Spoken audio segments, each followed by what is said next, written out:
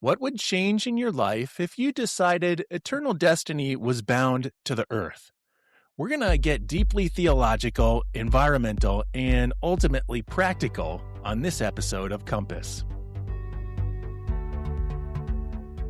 Welcome back to Compass, Finding Spirituality in the Everyday. In this episode, we meet Reverend Cray Haynes. Caleb is a garbage theologian. Just kidding. He wrote a book called Garbage Theology. He's an advocate on issues of environmental justice for the church at large and co-founder of Nazarenes for Creation Care, an organization designed to equip the church for engaging in the call to serve and keep creation. Most recently, Caleb released the book Earthbound Christian, which asks the question, what if the flourishing life that we humans are made for is not out there on some other plane, but down here on Earth? If conversations like this are helpful for your spiritual journey, we'd be incredibly grateful if you could just take a moment to leave us a rating and review. Your feedback not only helps us improve the show, but it also makes a huge difference in helping more listeners like you find us. I need to note, Caleb and I live near one another, so we did something kind of novel. We got together in person. And since we were talking about connecting ourselves to the world around us, we chose to host this conversation in the open. So we mic'd up and we took a walk along one of Nashville's greenways. There will be some asides during this conversation as we address what it is that we're looking at. So let's get earthbound with Cray Haynes here on Compass. Caleb, we're on a journey, so to speak. I appreciate you joining me out here doing something a little bit different on the Compass podcast. We're out on the greenway this morning, kind of doing a walk and talk for our conversation. I feel like it's appropriate that we're in this space where people normally come together with nature to talk about some of the ways that we as people can interact responsibly with the natural world around us. And I think it's also kind of appropriate that we're on a journey, because I want to learn about your journey a little bit, especially how did you come to the place where you are today, being this pastoral advocate for creation care? Like, I love a good call story. So what's your story in getting here? Yeah, thanks, Ryan. Yeah, this is a lot of fun. I'm all for getting out, like more podcasts should happen out in the natural world, right? Totally. Yeah, absolutely.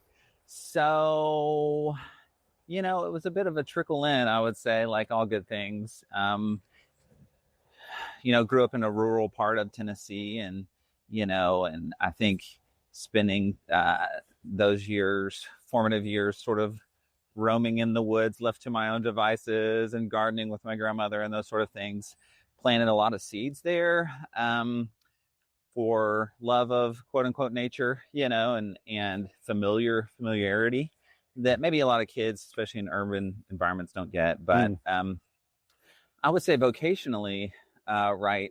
So I think that there was always kind of this ecological bent toward my call to ministry that maybe I just didn't have language for earlier on. And I feel like that's one of the great things that's bubbling to the surfaces in a lot of maybe various denominational efforts, is that people are recognizing a little bit more that, hey, God also calls people out to do really cool things for God's creation, which really I would say we're all called to do that, but you know what I mean? But and so for many years I was bivocational. I would say in my younger days, I think I have to start saying that now, in the way of like, I co-operated a trash hauling business with my friend Ryan at church, and drove, a lot of days. So I'm pastoring, but I'm also driving around town in this old truck, like hauling trash and trying my best to do it in a,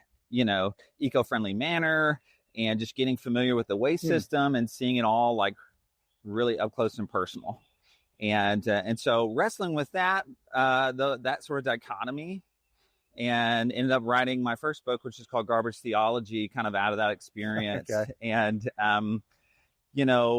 just really realizing the greater issues of consumption and waste, and wrestling with that as a people of faith. And So I'm on that whole journey. And then somewhere within that same time frame, I remember back in like 2018, that sort of flagship intergovernmental panel on climate change report came out that was like, hey guys, 2030, 1.5 degrees, what are we going to do? Yeah. You know, and it was just, I mean, if anyone really looked at that or any of those news coverages of that report, it was like, wow, this is serious, you know. And I just remember reading that and just really having, you know, Pope Francis would call it like a ecological conversion moment. Yeah. But it really was like, I remember just having a fresh sort of time of surrender of like, God, if you want to use me in any of this, like I'm here, I'm up for that. And so honestly, since then, it's been more of a roller coaster. Started a grassroots denominational creation care effort called Nazarenes for Creation Care with a few other people.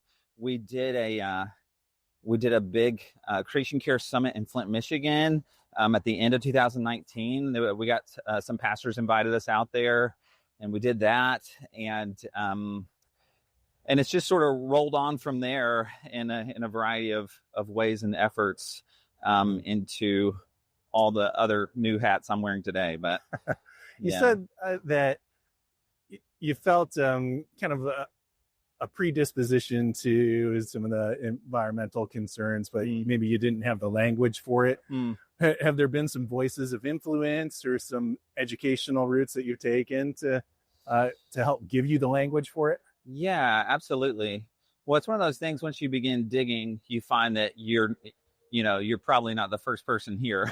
And so, it didn't take long to discover, even within the Church of the Nazarene, right? There's some really great folks I learned who had sort of come before me even like 20 years earlier to try to do some of this work. And, you know, really great folks like Lori Broughton and his wife, Brenda, and some other people who were just kind of like in the corners who had just been trying to champion this work and had been doing that. And so, just standing on their shoulders and then discovering wonderful authors like Norman Wiersbe, who teaches at Duke, and so many others, obviously, Wendell Berry and all these wonderful people who have just been thinking about this for a real long time.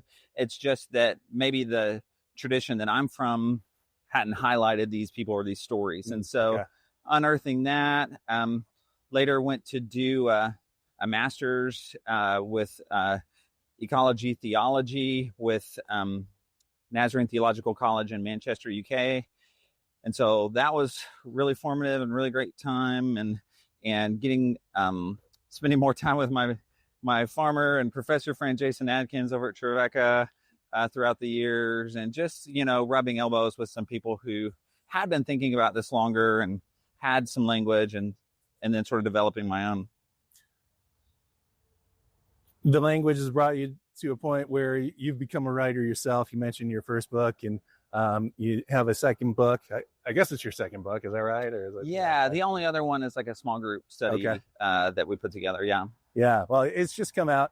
On the cover of Earthbound Christian is a picture of a Nintendo controller. I'm wondering if you can explain for us, what's the significance of that? Yeah, so much there. I mean, right. Well, if you grew up in the time that I grew up, which is an unnamed mysterious time in the past. No, but it's one I know well. Yeah. Yeah. No, there's a lot of warm feelings there. And actually, so it's becoming more like a symbol, I feel like. So, I talk about it in the book, like if you played Mario on the regular Nintendo and you died in the game, you had to start over. Right. Everything. It was infuriating. Yeah, it's funny. I've gone back to revisit those games thinking that would be a good idea. And then that happens. I'm like, wait, I got to go all the way back to the beginning. I feel like it's a millennial confession, but I've literally still never beat that OG Mario game. Right. And it really bothers me. But now, it's totally different, right? And so any game that you buy now, I feel like you can just, if you die in the game, you can just hit that continue button. Yeah. and you can actually hit that continue button forever. and I use that as kind of like a symbol of what I call the infinite game. And so the infinite game is, I kind of talk about how that's kind of a lot of what we're culture and just everything that we're swimming in continues to draw us into, I'm going to say, playing this game over and over again, trying to say, well, maybe if I hit it again, maybe if I do it another round. And so underneath that is this, we're always trying to transcend that next limitation or that next barrier in order to achieve fulfillment or, however you want to word that.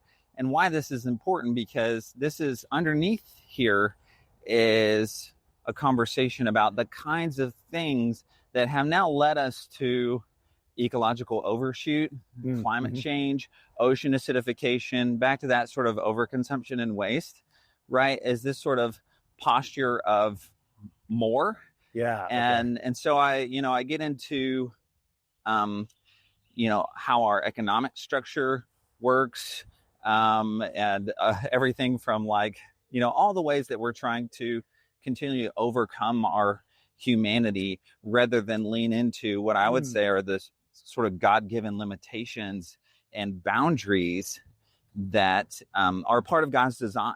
And so sort of wrestling with that of like, look, everything we know and love within creation has boundaries and shapes and colors and right. And so on the other side, these are things we're always trying to overcome, right? We're putting the filters on our Instagram to cover up the thing that we don't like about our face, and we're trying to, and so it happens in a myriad of ways, right? We're growing our brand, we're doing all this stuff, trying to overcome whatever is that hurdle, and we do this a lot through technology. Now we're doing it through AI and all these things, and all of these things have consequences upon God's creation, and so.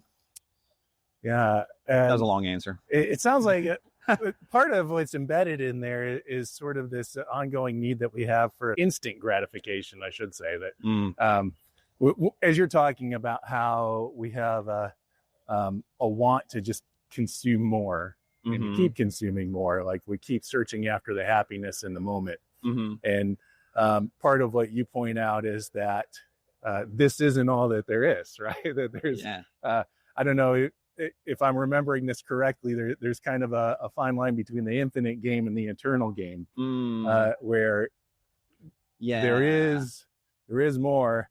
Right. However, I think that there is also there's some people who would agree with you in that mindset, but then they use it to justify a disregard for our natural conditions, because they're like, well, we're thinking eternally, and God's got it all in control, right? So why do we need to be so concerned with what's happening in the natural world around us in the here and now?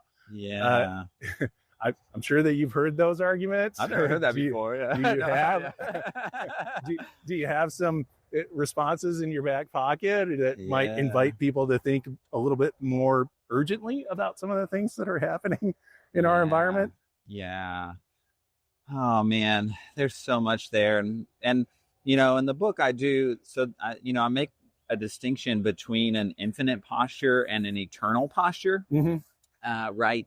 And as Norman Wiersbe points out, like a qualitative versus a quantitative posture. And I think that that's really important to think about. And kind of back to, I'll back up and then try to answer your question in the future, if I can keep it all together in my head while I walk, which is, Lord forbid I chew gum.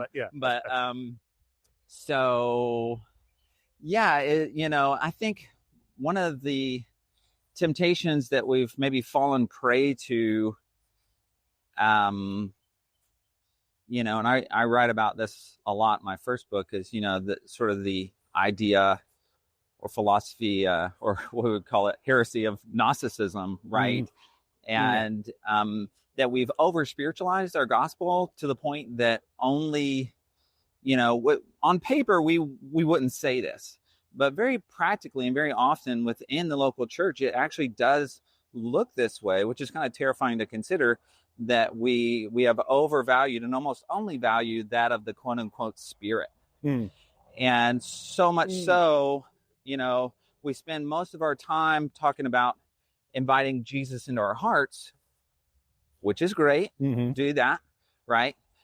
Is that found in the Bible? No, not really. But that's fine. We talk about all sorts of things that aren't found in the Bible. But what does it mean to also talk about inviting Jesus into our hands, in our feet, in our whole body, maybe into our wallet, into all creation, which is reflective of, right, what Paul, and honestly, the whole biblical narrative is getting at, which is the reconciliation of all creation. That our salvation story is not anthropocentric. It's not an individual salvation, right? It's a salvation that is about the redemption and the reconciliation of everything that is God's. Everything is the Lord's. And so that's all sort of there. And so what does it mean that we don't treat creation, or we don't treat our bodies like part of the fall or part of the curse rather than part of the gift? And so I think the temptation is that we treat ourselves as if, or we treat our bodies and this whole life that we're living and all these limitations that we're constantly trying to overcome as part of the gift rather than part of the curse. And part of God's design in creation, right? Rather than part of what's wrong. And I think biblically there's so much there. We're not talking about murder or we're not talking about these sort of things. We're talking about like our gravity, right? Gravity. If we didn't have gravity, if we didn't have this barrier of gravity, not only would, it'd be fun for like 2 seconds until until you're in space and then it's over. Right. It's holding everything together. These limitations prepackaged within creation are holding everything together, and that's good. And I would even go far to say, like, gravity is a reflection of God's love, right? These limitations are reflections of God's love in creation. And so, there's so much there. I think that we've been also victims of, I'm going to say, malpractice when it comes to eschatological theories, which is a whole other, the end of all things, or the transition of all things, or And so we've been, and that's probably a whole other podcast around that. Hey, you want to cut through here? What do you think about walking through grass? Okay, that'd be fun. Go for it. Let's do it. We're going off road, and the adventure is really beginning now. Yeah. Okay. So back in the day, where we're walking right now, when Nashville has had that 2010 flood and other times, everything flooded. This flooded. There were homes here. They tore them down. These houses flooded, but not as bad. So they came and they said, hey, you can't have houses here anymore. And so they planted, I think Hands on Nashville planted this orchard that you're seeing right in front of you. Yeah. Okay. Which I think is a lot of peach trees that I don't think anyone's managing anymore. They're just here. Yeah, they look a little. Yeah. So over here, there was a whole community garden effort by Hands on Nashville at one point that was really cool. And so anyway, it's interesting to see as climate changes, this whole area that we're walking on has changed. Yeah. And I'm going to say the nature via climate change has reclaimed all this land. So it's now this sort of untended orchard in this greenway that we're on, which is interesting how we've adapted in this way. But so actually there's some probably really rich soil and stuff because that's kind of where they're working over there. But as we're walking through this space and talking about climate change, here's this huge macro change that's going on. Yeah. And certainly it seems like to change something like that needs macro changes, which a lot of us as individuals feel kind of powerless Mm-hmm. to enact. And I appreciate that, like right in the beginning of your book, you give a nod to just how difficult it is to really live in a way that does not harm the environment, and that it's near impossible in terms of our current culture to do so. So I'm wondering if you can speak a little bit to, provide us some hope in not just giving up and being like, well, we need the governments and the corporations to change in order for anything to happen. Like, what is our call as individual people of faith or individual people in general to enact some change or to hold back from harming the environment more in our own lives and as individuals? Yeah, it is.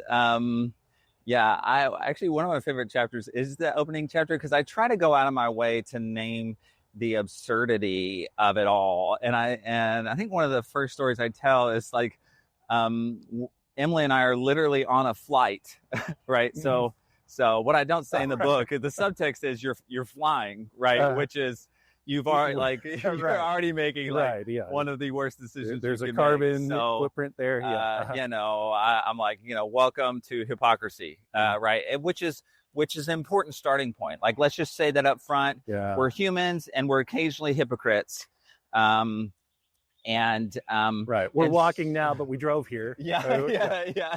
Let's not pretend. Yeah. And so, but the story is that she's having this sort of conflict with the airplane steward person around, is this can recyclable or not? Right. Are you going to recycle this can? Yeah. And you can tell the lady's like probably lying about it. She's just like, give me the can, right. miss, Of course. And well, Emily's responsibly take care of your can. Yeah.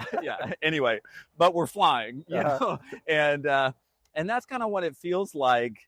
The whole thing is just a myriad of decisions, and the thing with eco-friendly choices is that you may not ever observe the difference that you're making in real tangible ways. Now, that's not true across the board. I planted a pollinator garden at Glencliff Church me and some others last spring, and by the end of the summer there were butterflies everywhere. Right. That's real visible change, right? There were not pollinators here before, there are now, and it's already coming back to this season, like with nothing, but by and large, no curation, you mean? Right, like with low curation. Yeah. Just coming back on its. That's right. Nature's doing its thing. But if you're, recycling or even advocating, or like, you may not always see whatever, you're not going to see any carbon footprint you're drawing down quite often, it's like, and so I think that's a bit of the struggle, and a lot of people do suffer from grief and anxiety over all of this and eco trauma.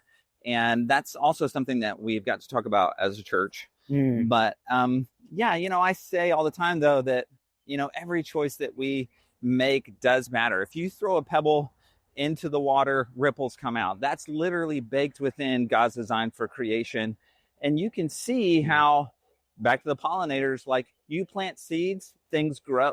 That's how it works. And one seed, if you crack open, if you get a pepper, crack open a pepper, that pepper has like 50 seeds in that one pepper that then you plant, and each seed theoretically becomes more peppers with more seeds. And so, and not to just gaslight your question, because I do think that there is, right, big corporations need to make big decisions, but we drastically undervalue, I think, these ecological kingdom seeds and get really self-defeating. I mean, there's a reason, like every 3 parables, Jesus is talking about seeds. It seems like, and that's all part of, I think, what Jesus is, I think, still trying to get us to catch today with this, with everything going on with the environment. Like, plant the seeds, plant the seeds.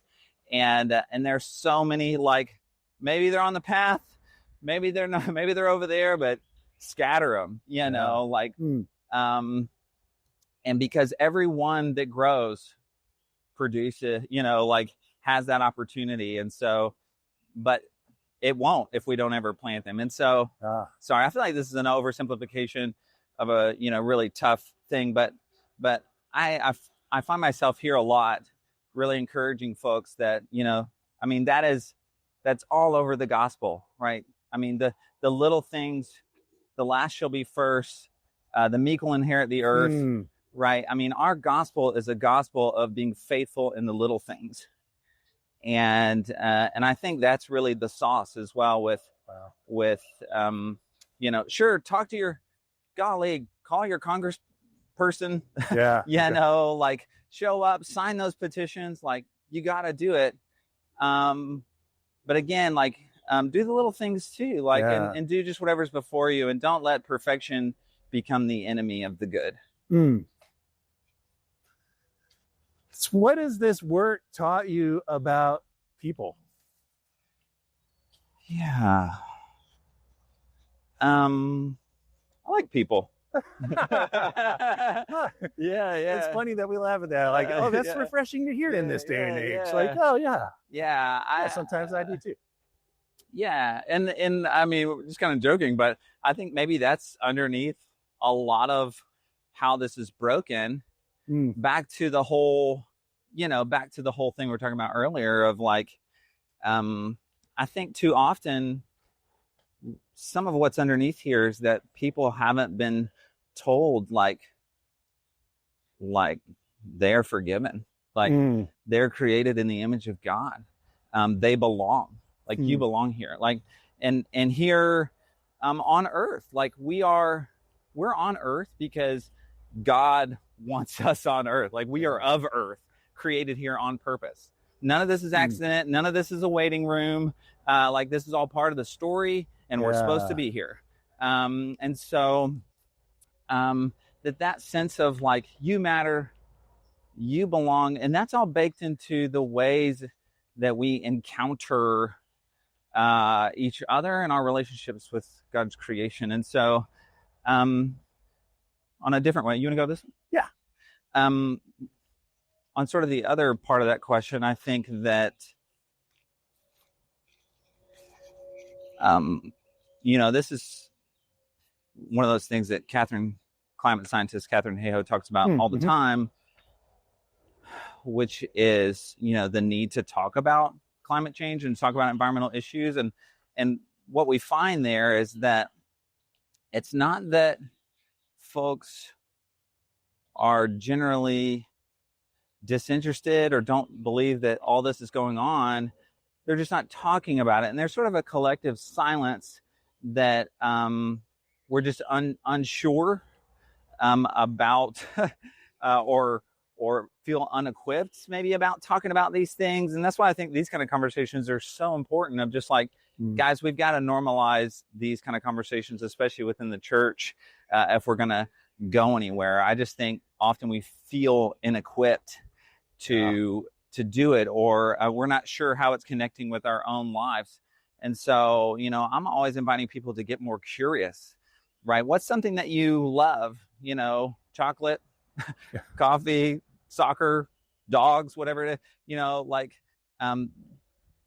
dig into it. Like, all these things are being affected right now through our environmental choices and climate change and all these other things.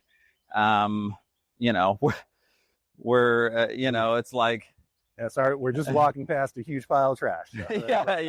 Yeah, under a bridge by a river.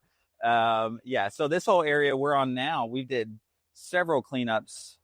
So this bridge and this creek, Mill Creek, floods like a pro, I feel like, every other year. Yeah. And I think what we're looking at. That was a dump situation. That was a dump situation. But the last big flood, this was just, I don't know if you came down here, but there were just trash. There were plastic bags hanging from the trees. And there were, so there's a upstream, a single-use product company. And so we just kept finding just droves of package, paper plates and cups and forks and all that. And we cleaned up for weeks over here, and like straws. Anyway, it was just a hot mess. And it's cool now, though. I mean, you can see how, I mean, a lot of that trash is probably deep within the earth, but we got a lot out, and others did too. And anyway, it looks pretty good. Mm-hmm. But anyway, it's a sort of test to, like, that's sort of the other thing. Like, the earth is so resilient and regenerative if we can afford it to give it a little bit of opportunity for that. Yeah. Okay. And, like, just a little bit of stewardship goes a long way. And I think that's what's really encouraging about this kind of work. But yeah, I think as far as like your people question, I think what's lacking there is maybe just a little bit more of uncovering, a little more, in the Greek, you might say apocalyptic work, like literally it just means like revelation, to uncover something. And I think that the kingdom of heaven is about a lot of that. Jesus is always talking about everything will be brought into the light, and I think, maybe that's some of the work before us. Yeah. What has this work been teaching you about God? Or maybe another way to think of it is, how do you feel yourself drawing closer to God through this work? Yeah. That's a great question. Yeah, I feel like one of the gifts of, I do my own podcast and other things, and I get to talk to some really cool people and scientists and oceanographers and things, which is, not my department. And the more we learn about God's creation, I mean, wow, it's like, it's so good. I was just talking with this oceanographer about, what were we talking about? Like plankton. And it's like, and how colorful they are and how beautiful they are, but you're never gonna, like, you and I, we just cannot see this. Like, you have to have like a microscope to see it, right? Like, it's there for the glory of God. And it's not about us. Okay. And and I think that's part of the gift of drawing into, I'm going to say, our God-designed close relationship with creation, that many of our indigenous ancestors, like, this was more the way of life for them. Like, they were living closer to the land, and I think that there's opportunity there for connection with God, that maybe we're sacrificing today at the altars of our comforts. That a lot of people would call creation or nature, that sort of like, maybe quote unquote, that first incarnation or something of like the way that we come to know more about God. And I think that's been kind of a gift around like drawing close to God in this work, is back to like how creation is so generous. And I think that we see a lot of God's grace and love and generosity through creation. Yeah. And that's something that has been worth marinating on quite a bit. God's handiwork through creation at large. And, and there's so much there. And we sort of turn the gem, and, we realize that loving our neighbors has everything to do with our neighbors having access to healthy creation. Yeah. There's no such thing like, we need water. We need clean water to live. We need clean air to breathe. We need good soil to grow food in. These are the three areas, right? The land, these are three areas in the first page of the Bible that God creates. And then God creates humanity. And then God says, okay, take care of these three areas, right? All that's within the first chapter of the Bible. And And so, somehow that's become a huge disconnect for us. And so, yeah, I guess going for full circle there, but yeah. Well, final question for you, and it's probably one that you get asked to the point of it being a little bit obnoxious, but what is maybe one or two things that an individual can undertake today that might help with some of the issues that we're facing? Yeah. We could name off a lot of things, and there's a lot of there's a lot here. We could swing back this way, I guess. Yeah. I think there's a lot of misunderstanding too around what connects to what and what's helpful for what. I recently saw a report and it said it was like they did this huge survey, and one of the findings was that most Americans believed that recycling, whether you recycled or didn't recycle, had a direct impact on climate change. Yeah. And and I have to laugh because it's like most it could Americans be further. do not believe that. Most Americans do believe that recycling impacts climate change. Oh, okay. Because when we think about caring for the earth, we think about recycling. Yeah. Because it's baked in there, and I think recycling's great if you can do it and you know how to do it. But it has almost zero bearing on climate change. Okay. And but yeah, anyway, that's just an example of I think the misinformation and how we just don't know what to do. And I think it is helpful to talk about simple things like that, Mm-hmm. And so depending on where a listener might be at or what they're ready for, and I think it can get very contextual. And I like to tell people, find that, maybe if you're starting out, find that one little on-ramp of maybe it has to do with, supporting something that you already do or you're already interested in or that you already love or your Enneagram number or whatever your on-ramp needs to be. And just start there and start forming one habit. And so maybe that's hang drying your laundry, right? Mm. So for years and years, and we even ran an Airbnb, but we didn't have a dryer. Huh. And we had people trying to give us a dryer, and we're like, actually, we like not having a dryer because our choice. It's our choice. And and so we hang our stuff outside or on these racks, and it dramatically lowers our carbon footprint, and it dramatically lowers our electric bill. Huh. And so many things are like that, right? Especially when we're talking about energy use and that sort of thing. And so there's so many different things we can do. Obviously, issues around waste and reducing that footprint is very important. I'd say composting is one of the best things that you can do for individual impact, right? When you throw food in the trash, that food, when it goes in the trash and in the landfill, it becomes methane. It becomes a greenhouse gas. And tons of our landfills are filled with food. And so it's 60% of what's in the landfill. And so all just cooking and becoming methane. Yeah. When by God's design, that is supposed to just be compost. It's supposed to be turned back into something that is actually life-giving, that builds topsoil, that grows our food. And so it's just such a no-brainer to look into composting, and if you don't live in a place where you can do that. And I try to demystify that a lot. It's not as complicated as people make it sound, but there's companies that'll even pick up your compost. Yeah, true. Anyway, that's a whole thing.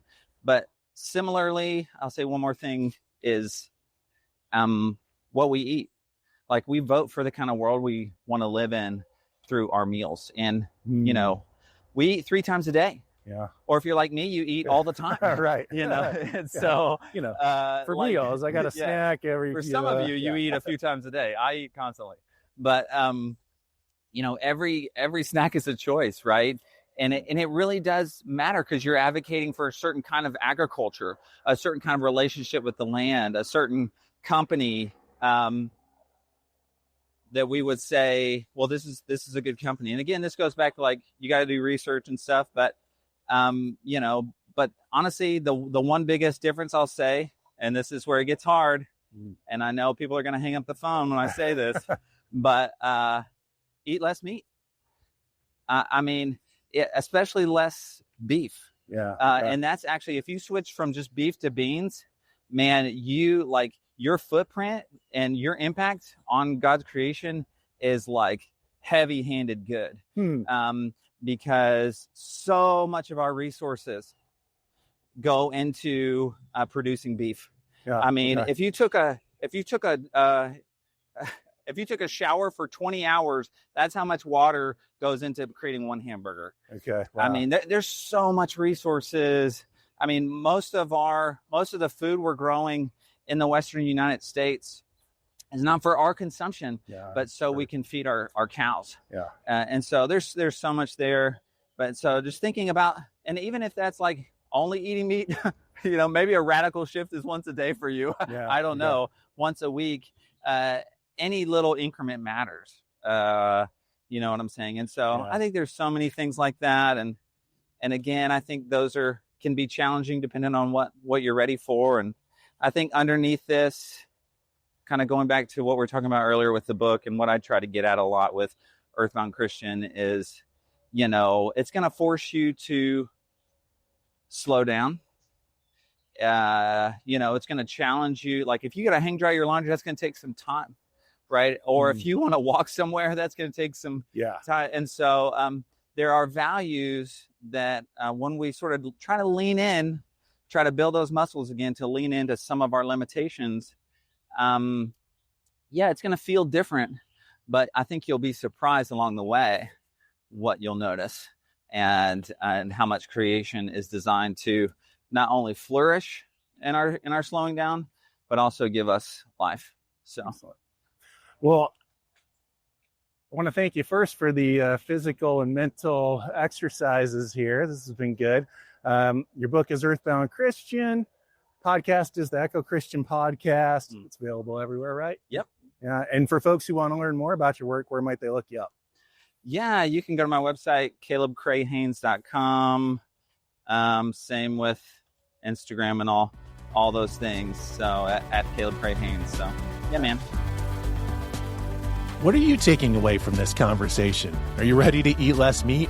If you want more ideas on how to take action today, head over to our website at umc.org/compass, where you'll find episode notes and plenty of other episodes to explore as well. Thanks for taking this actual journey with us. We also want to extend a special thank you to the team at United Methodist Communications for making this podcast possible. If you haven't already, please take a moment to subscribe, rate, and review Compass on your podcast platform. It helps others find us and join the conversation. Thanks again for listening.